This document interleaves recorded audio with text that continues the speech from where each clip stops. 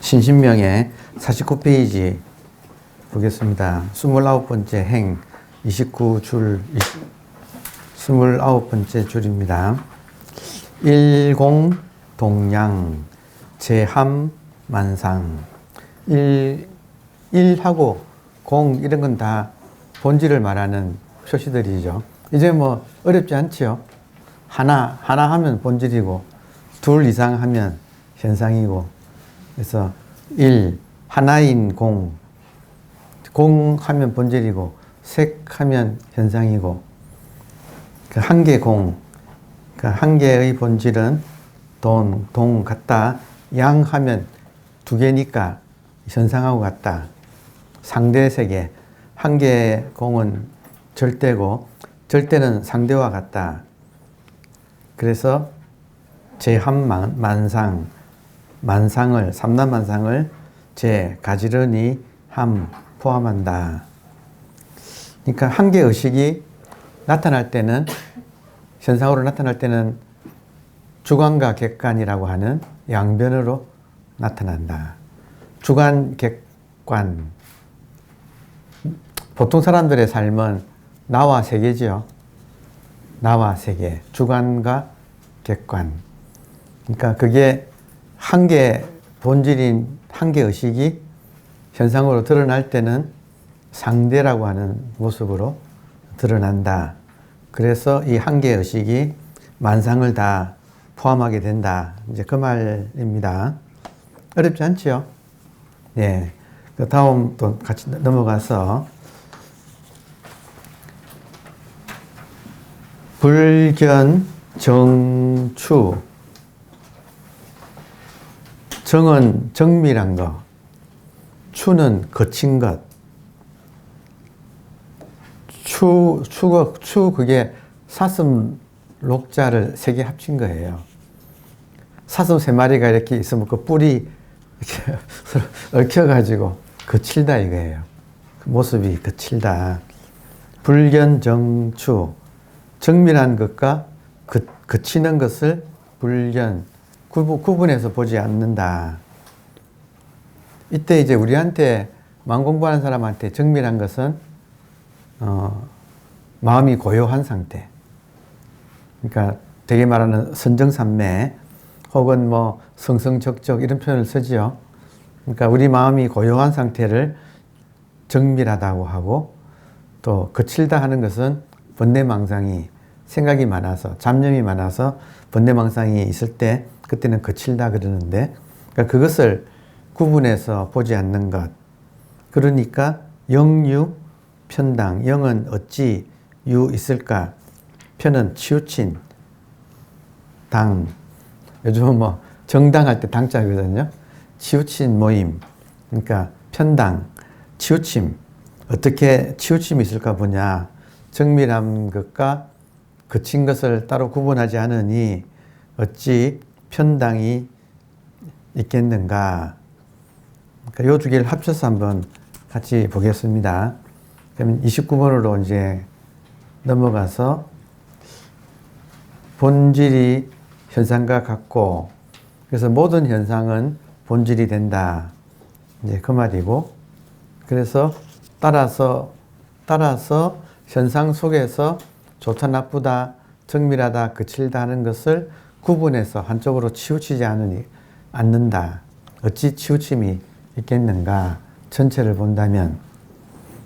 근데 또 돌아보면 육조 당정에 육조 해능 스님이 나무꾼으로 있다가 지나가다가 금강경 읽는 소리를 듣고 깨닫잖아요. 근데 거기에 대해서 육조 스님이 뭐라고 하느냐 하면 숙연이라고. 숙이란 말은 묵은, 오래된, 연은 인연이거든요. 숙연. 아주 오래된 인연으로 자기가 아무 준비가 안 된 상태에서 나무꾼으로 글자도 모르는 상태에서 하여튼 금강경 소리를 읽고 깨달았다고 하는, 이제 그게 이제 전생 인연이라고 하는 거예요. 생각해 보면 뭐 어쨌든 간에 저도 하여튼 생각해 보면 26살 때 어떤 절대를 만나는 체험을 문득 했는데, 그때는 뭐 수행이나 불교도 잘 모르는 때였는데, 근데 아무튼 돌아보면 전생에 거기까지는 공부했던 것 같아. 그러니까 거기서부터 이번 생에 또 이제 와서 또 계속 공부를 더 하는 거죠. 그러니까 그렇게 보면 문학과는 또 문학과의 길이 그 전생 인연이 이어오고, 모차르트는 설명이 안 되잖아요. 그 모차르트는 완전히 꼬마가 그냥 그 정말 하여튼 천재, 모차르트나 다빈치나 이런 사람들은 설명이 안 되죠. 그러니까 전생사라고 하는, 수연이라고 하는 이제 그런 걸 이제 유출을 하게 되는데, 근데 어쨌든 그건 문학과의 길이고, 근데 지금 우리 같으면 하여튼 어쨌든 저는 제 입장에서 말할 수밖에 없는데, 우리 같으면 이제 수행의 인연이 전생부터 와가지고 지금 이렇게 모여가지고 또 이 짓을 또 이렇게 또 하고 있는 거예요. 그러니까 참 오래된 인연이라고 생각이 들어요. 근데 우리들은 지금 근본적으로 인간에 대한 질문의 내용이 달라요. 그러니까 보통 사람들과 달라. 보통 사람들의 가장 정직하고 솔직한 질문은 왜 인간 속에는 폭력성과 그리고 존엄성이 공존하는가 하는, 왜 인간한테는 천사와 짐승이 공존하는가, 이런 이제 질문이 너무 당연한 건데, 그러니까 이런 문제를 해결할 때 우리들은 좀 다른 방식으로 해결한다 이거예요. 그러니까 일반인들은 사랑이라고 할 수밖에 없을 것 같아요. 일반인들 입장에서는. 근데 우리한테는 깨달음이다 이거예요. 그리고 사랑도 깨달음에서 나온다고 보는 거예요. 그래서 깨달음 없이 사랑만으로는 이것이 항상 부족한 것이 될 거다 하는 것을 벌써 오랫동안 이걸 우리가 점검을 해왔거든요. 수행자 입장에서 인간 존재에 대한 질문을 어떻게 던질 수 있을까? 그게 지금 질문이에요. 말하자면 이 신신명의 주제는 첫 줄, 지도문안, 유혐, 간택. 돈은 어렵지 않다, 간택하지만 말라 할 때 그 말 속에 전체 주제가 다 들어있고, 그리고 그 말이 일종의 인간 존재에 대한 질문에 대한 답을 이제 한 거다 이거예요. 그때 간택이란 말, 이제 그 말이 이제 저는 미혹이라고 이렇게 사람들한테 이해하기 쉽게 말을 할 때는, 특히 또 부처님이 이 말을 썼으니까, 돈은 어렵지 않다, 다만 미혹되지 말라. 이때 간택이 미혹을 일으키는 거기 때문에, 그래서 미혹이라는 주제로 제가 한번 글을 아침 잠깐 써봤어요. 길지 않으니까 한번 또 이걸 공부 삼아 같이 읽고 또 가겠습니다. 자, 질문. 인간은 의식인데 왜 이렇게 많은 사람들이 에고를 자기라고 착각하고 있습니까? 이게 제가 던지는 인간 존재에 대한 질문이에요. 인간은 의식인데 왜 이렇게 많은 사람들이 에고를 자기라고 이렇게 착각하고 있을까? 그러니까 이 문제가 근본적으로 수행자의 근본 질문이라고 할 수 있어요. 자, 그래서 답변 한마디로 미혹되었기 때문입니다. 미혹. 네, 미혹은 부처님이 쓰신 용어예요. 그러니까 무명이라고도 썼어요. 무명. 부처님이 무명이란 말도 썼어요. 밟지 못하다. 이거는 의식이 깨어있지 못하다. 요즘 말로 하면 무의식 상태이기 때문에. 의식이 깨어있지 못하고 흐리멍텅하고 무의식 상태. 그냥 끌려가는 삶.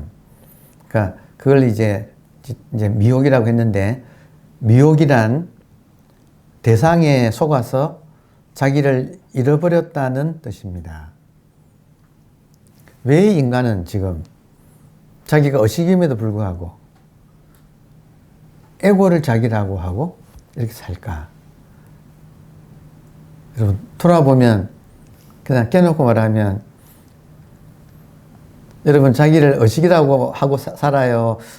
에고라고 하고 살아요? 이거 부정을 못 하겠지요. 예, 우리도 여기 속한다 이거예요. 인간은 의식인데, 근데 뜻밖에도 에고를 자기라고 하고 살아가요. 근데 이런 말은 들었다, 이거, 인간들이. 말은 들었는데 전혀 먹히지가 지금 않는다. 왜냐? 계속 미혹되어 있기 때문에. 예, 그 미혹이란 말은, 대상에 속아서 자기를 잃어버렸다는 뜻입니다. 대상에 속아서 자기를 잃어버렸다. 자, 의식이 현상세계에 빠져서 자기를 망각하고 그만 주관을 자기라고 동일시한 것입니다. 그러니까 의식은 본질인데, 본질이 현상세계에 빠져서 미혹되어서 자기를 망각하고 그만 현상세계 안에 있는 주관을 에고라고 해요. 주관, 객관, 나와 세계 할 때 그 주관을 자기라고 동일시한 것입니다. 제가 지난번에 한번 소개했죠. 그 주관이라는 말이, 주관이 본질이 현상으로 펼쳐져서 현상을 경험할 때는, 본질이 현상을 경험할 때는 매개체가 필요하다. 그 매개체는 현상 안에서 있는 주관이라고 하는 매개체를 통해서 객관을 경험하기 때문에 이건 하나의 메커니즘으로 그 매개체로서의 주관인데, 근데 그 주관을, 매개체를, 자기가 누구인지를 까먹어버리고 그 매개체를 자기라고 지금 착각한 거. 이게 미혹의 내용이라는 뜻이에요. 제가 이 말을 지금 오늘 이렇게 소개드리는 이유는,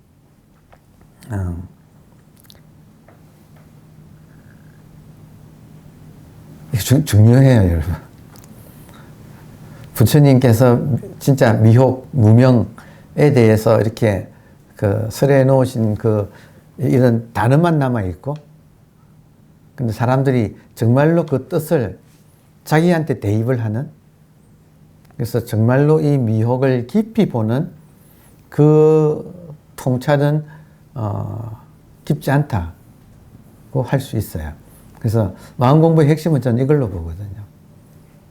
내가 지금 미혹되어 있다는 사실을 지식으로만 배우지, 실제로 내가 지금 미혹되어 있다고 하는 그 실상에 대해서는 우리가 자각하는 힘이 약하다. 꼭 남의 일처럼, 이런 말을 남의 일처럼 듣는다 이거예요.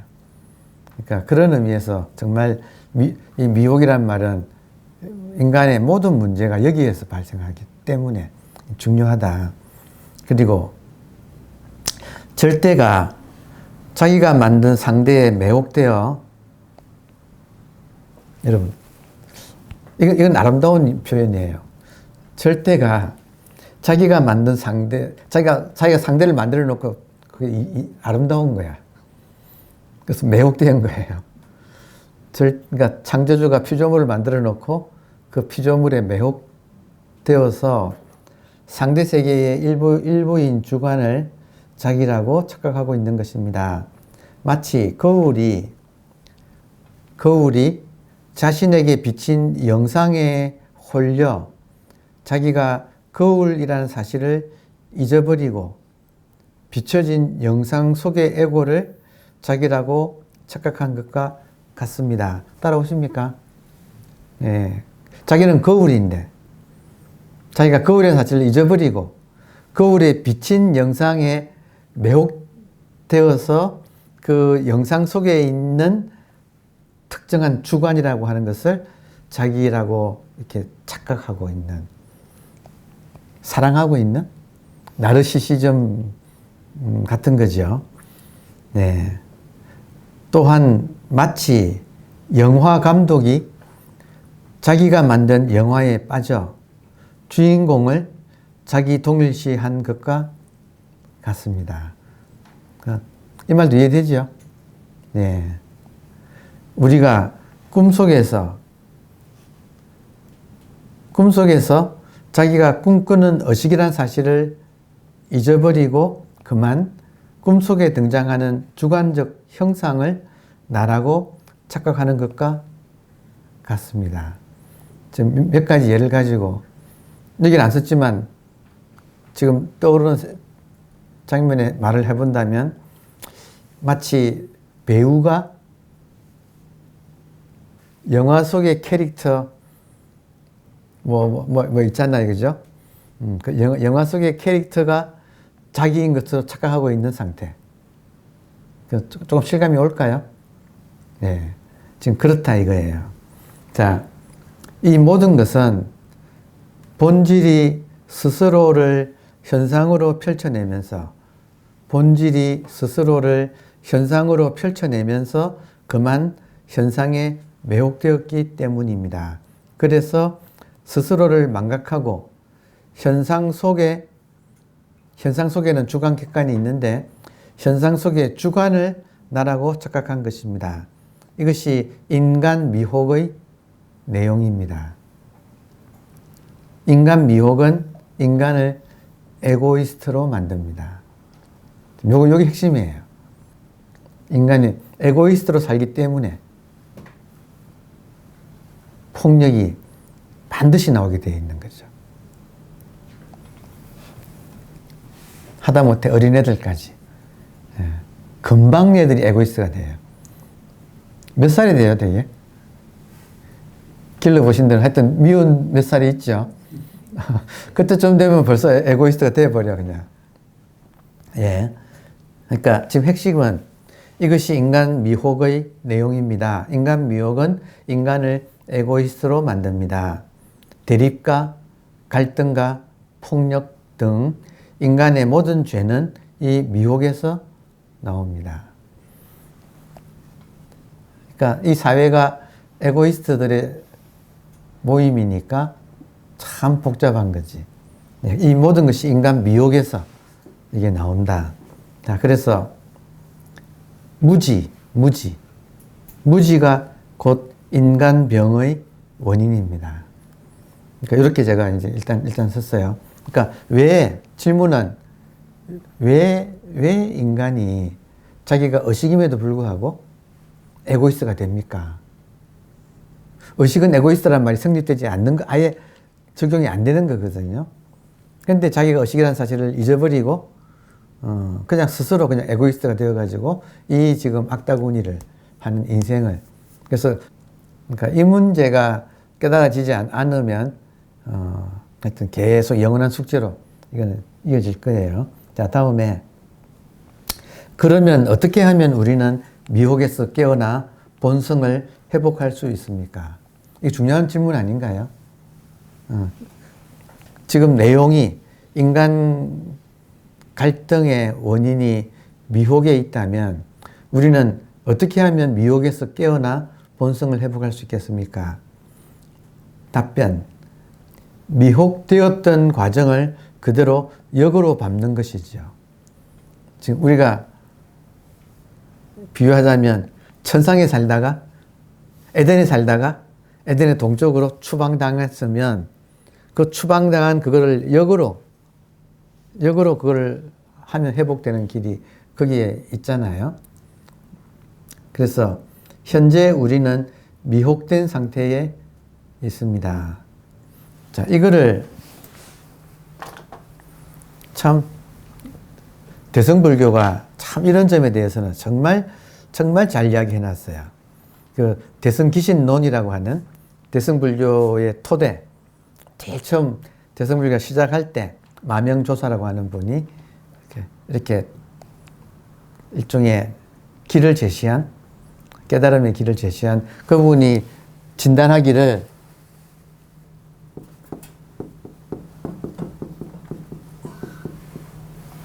인간은 원래 의식이다. 이걸 본각, 각이라는 말은 의식이란 뜻이에요. 깨어있다, 깨닫는다, 깨어있다. 이 전부 의식을 말하고 있어서 각이라는 말 자체가, 깨달음이라는 말 자체가 의식이라는 뜻이에요. 그러니까 본각인데 지금은 불각 상태에 있다. 일반인들은 불각, 의식을 놓치고 있다. 미혹되어 있다. 그러니까 미혹을 지금 불각이라고 지금 부른 거예요. 본각인데 지금 불각 상태라서 그래서 시는 비로소 회복할 이 각을 회복한다. 그래서 회복하는 그러니까 시각이 지금 인간이 다시 미혹으로부터 벗어나서 스스로를 이 모든 고통으로부터 해방되는 그런 이제 방법론이에요. 그리고 그 시각이 완성되는 것을 구경각. 구경각은 완전히 깨어나는 것. 이거는 깊은 잠. 불각은 깊은 잠. 본래는 깨어 있는데 잠들어 있다, 지금은. 의식이 잠들어 있다. 그래서 그 잠든 의식이 깨어나는 것이 시각이고, 깨어나서 다시는 잠으로 빠지지 않는 것이 구경각이에요. 그러니까 요 사각이라고 해서 네 가지가, 이게 대승불교에서 이제 보는, 진단하는 인간 문제의 해결책이에요. 그러니까 지금 우리는 좀 약간 행운 아닌가요? 이런 인연을 만나가지고 지금 해결책을 지금 만났다 이거예요. 나머지는 실천에 있는 거. 다시 말하면 이거를 자기한테 대입하는 거지. 자, 그래서 현재 우리는 미혹된 상태에 있습니다. 이 말을 대승불교에서는 현재 우리는 불각 상태에 있습니다. 이런 말들이 아무것도 아닌 것 같지만 보세요. 불각을 초점을 맞추면 묵조선이 돼요. 묵조선은 인간마다 본각이라는 사실을 믿고 들어가는 거예요. 본각인데 지금 불각이거든. 그럼 불각에서 본각으로 돌아가기 위해서는 잘못된 행동을 안 하는 거죠. 그래서 가만히 있는 거예요. 그냥 믿고 가만히 있으면 돌아간다. 이게 이제 묵조선의 입장이고, 가나서는 그래 해봤더니 인간이란 종자가 참 이게 구제하기가 어렵더라. 그래서 이 지금 시각을 중심으로 한 게 가나선이에요. 여기서는 믿고 가만히 있자는 뜻이고, 지관타자. 가만히 있자. 여기서는 세게 추구하자. 가만히 있으면 안 된다, 인간은. 그래서 하여튼 차이점 이해하시겠어요? 묵조와 가나의 차이가 여기 있어요. 핵심이. 그러니까 어느 부분에 포인트를 두고 우리가 공부를 할 것인가. 지금 불각이라는 상태를 인정하고, 불각이기 때문에 이대로 있으면 안 돼. 그러니까 열심히 해야 돼. 그래서 화두 들고 열심히 하는 게 가나선이고, 묵조선은 본래 본각이기 때문에 딴짓하지 말자. 딱 믿고 딴짓하지만 말자. 하고 진짜 지관타자. 오직 않는다. 그러니까 이거를 실천한 이제 수행법이에요. 그러니까 하여튼 결국은 구경각으로 가자는 게 목적인데, 하여튼 그 포지션을 어디에 두느냐에 따라서 이런 차이가 있다고 하시면 되겠습니다. 다음에 현재 우리는 미혹된 상태에 있습니다. 이 사실을 먼저 철저히 자각해야 합니다.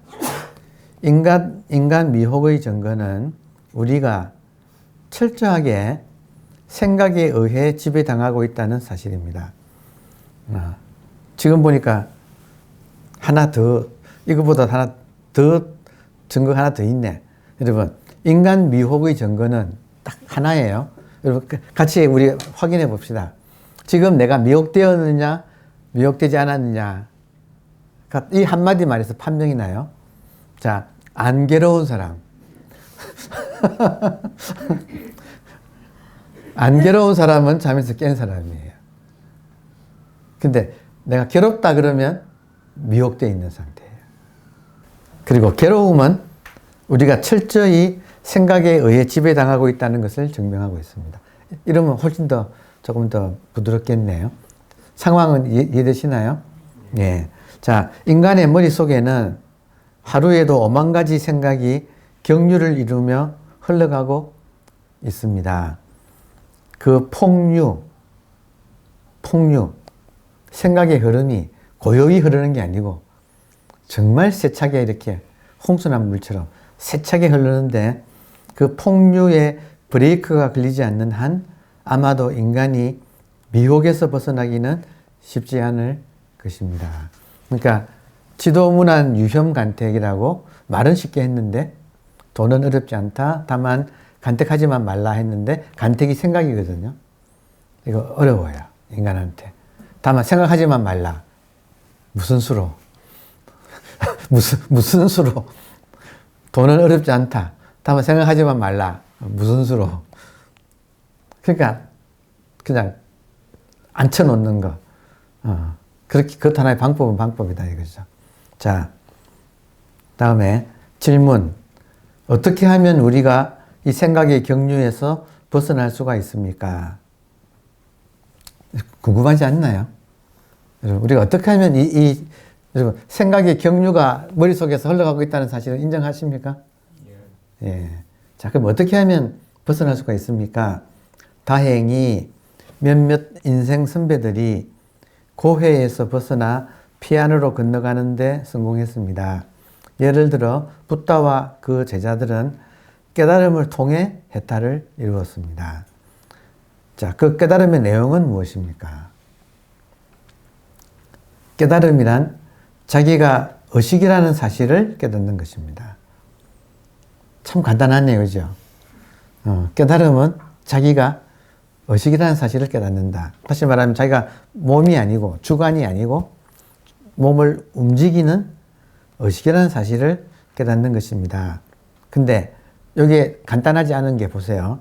의식을 깨달으면 다음에 세 가지 자각이 일어납니다. 이 세계는 한 개의 의식 거울이고, 그리고 삼라만상은 의식 거울에 비친 영상처럼 자각이 돼요. 그리고 이런 느낌이에요. 보세요. 자, 생각 없으면 지금은 지금이죠. 맞아요? 지금도 지금이죠. 좀 기다려 봅시다. 몇 초 흘려보내고, 지금도 지금이죠. 생각만 없으면. 근데 한 생각이 일어나면 생각 속의 세계는 여기가 아니고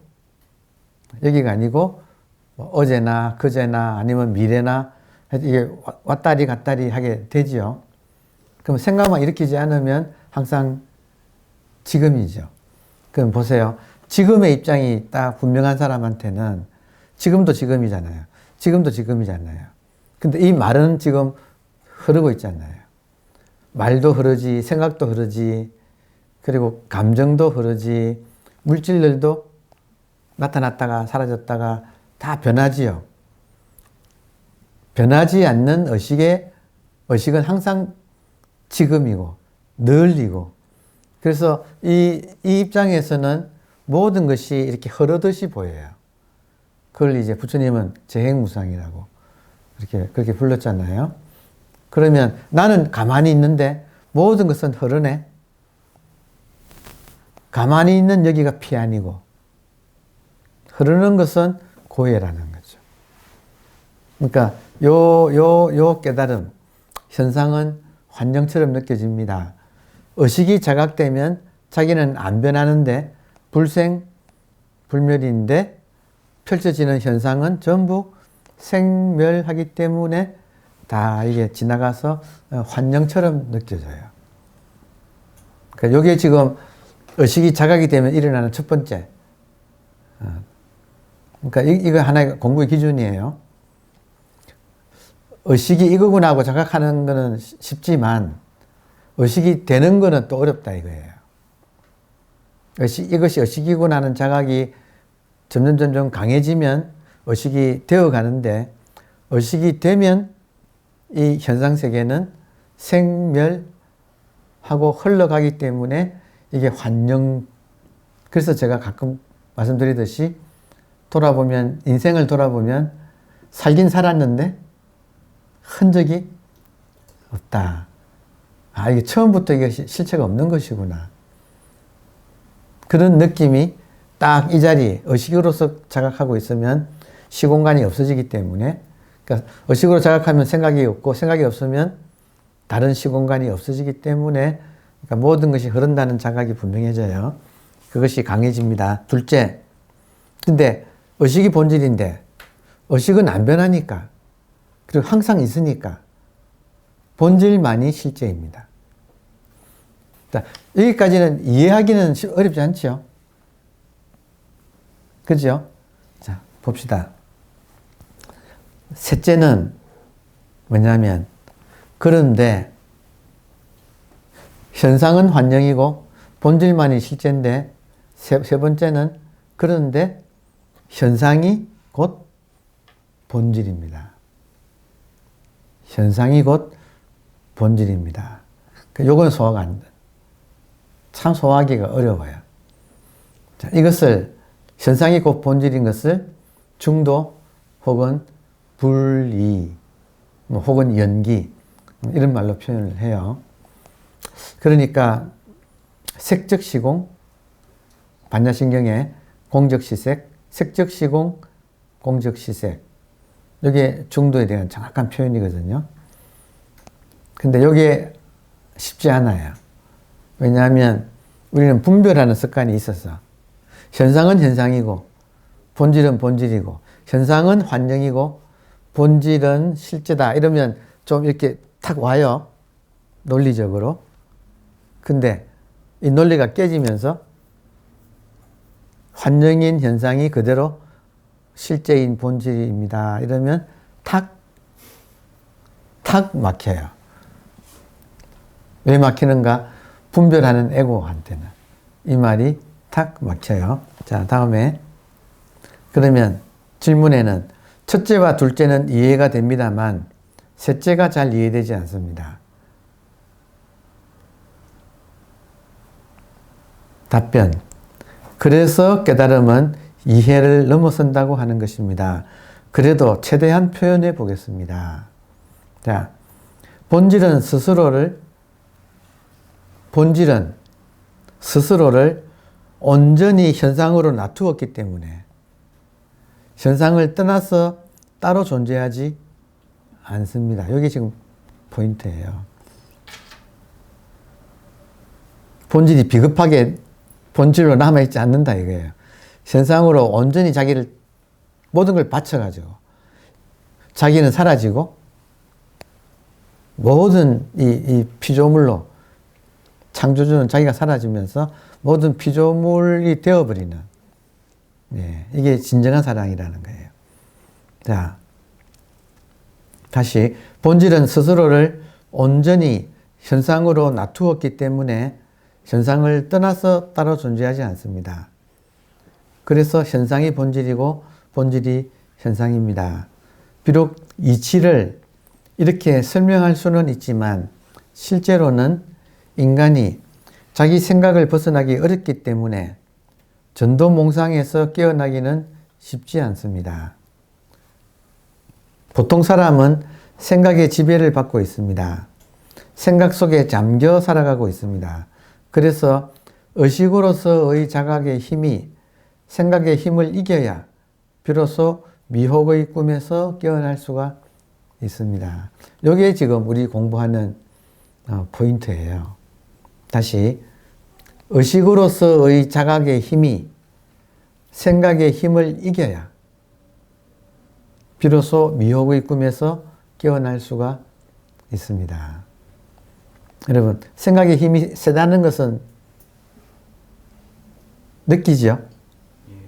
생각의 힘이 세다는 것을 느끼죠? 그러니까 깨어있는 힘이 생각의 힘을 이겨야 결국에는 미혹의 꿈에서 우리가 깨어날 수 있습니다.